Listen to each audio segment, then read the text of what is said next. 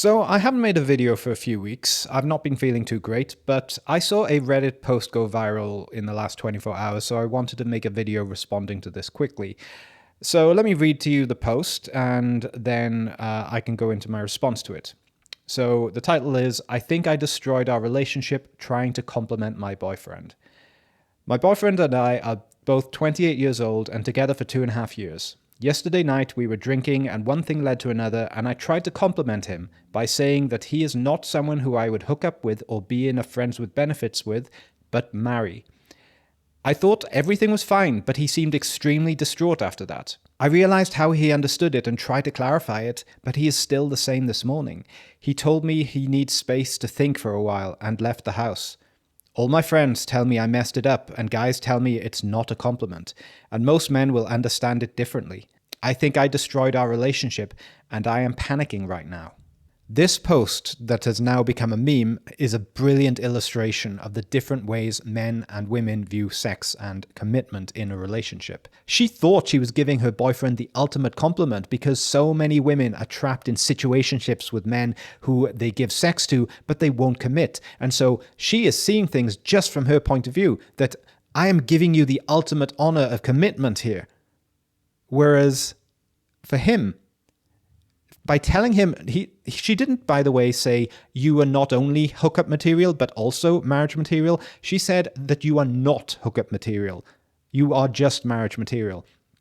From a male's point of view, that's going to make him feel that he is not as attractive as these hot guys that she didn't need commitment, didn't need trust, didn't need this deep level of connection that she has with her boyfriend in order for her to have sex with them. He's going to feel, well, you must think I'm so ugly that I had to work so hard in order to secure sexual intimacy with you. But these guys could just turn up and you gave it to them because you desired them so much more than you desire me. And that's why he's really hurt. And that's why he won't talk to her right now. This might be a really difficult concept for women to understand, but I think the best illustration I can probably give to try to approximate somewhere near this is, imagine you've spent months saving up for a handbag that you really, really wanted, and you finally buy it, and then you see someone else with the same handbag.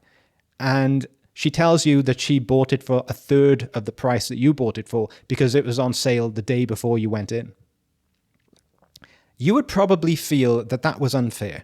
You would probably feel like you have been shortchanged, that you had to work so hard to get what someone else had for much less than you. Now multiply that by 1,000, because obviously people are not handbags. And I've said it before, men really don't care about a woman's past unless he loves her. In which case, sex transforms from something no more meaningful than eating candy would be to something that's the ultimate validation. It becomes something sacred to us, something that we don't want shared with anyone else. Which is why in affairs, usually women ask, do you love her? And men ask, did you fuck him? Because that for us is the ultimate threshold. That for us is the sacred ground. And by telling him that she wouldn't have given him that sacred thing that she gave to others so easily, he's feeling like he's not as attractive as them. I think most women would want to get the best of both worlds of deep sexual attraction and close emotional connection from the same relationship if they could. But I have seen some women think that they have to divide it, that during your youth, during your party years, when you're young and the most attractive, you should have sex with as many men as possible, get as much experience as you can, and then you can have your boring years with some guy that aren't especially sexual. And I've had one girl tell me, Chris, if I thought you were relationship material, I would not have been so sexual with you. That she wanted to do all the wild, freaky things with me, but she just wanted to pretend to be this good, innocent girl with her now husband. And that to me feels absolutely awful. That you want to separate off these two sides of yourself. You want to put a mask on for your husband. The idea that you would hide this side of yourself from your husband, from the one who is giving the most amount of time and energy and resources to you because he loves you more than anything else in the world. And so you don't give him your full self. You just gave it away to people who don't really care about you. And I think most guys are becoming more and more aware that they don't want to be the guy who she just comes back to after she's done having her fun. That she gives her best years and biggest efforts and most amount of sexual expression to other guys, and then you're the guy that picks up the pieces when the party's over. I think of the example of Jenny from Forest Gump, who I think most men feel like this is the most evil woman in the world because she literally spent none of that energy with the man who she expected to pick up the pieces in the end.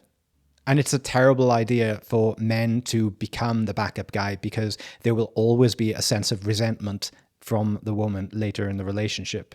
Chris Rock once joked, "Men, do you know why your woman is always angry at you? It's because you're not her first choice."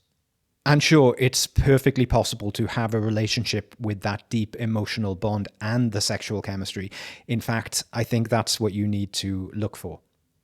If a woman is not willing to develop both with you, then I don't think you should consider her to be long-term relationship material. So don't let yourself be used either for just sex or just resources, because in both cases, it's not you who are loved. It's not you who are seen. It's just part of you. And I think the world has more than enough people using each other for just their own entertainment. Anyway, I hope this video is useful to someone. If you enjoyed it, please click like. Please share it with someone since YouTube doesn't want to do that anymore. And thank you very much for listening.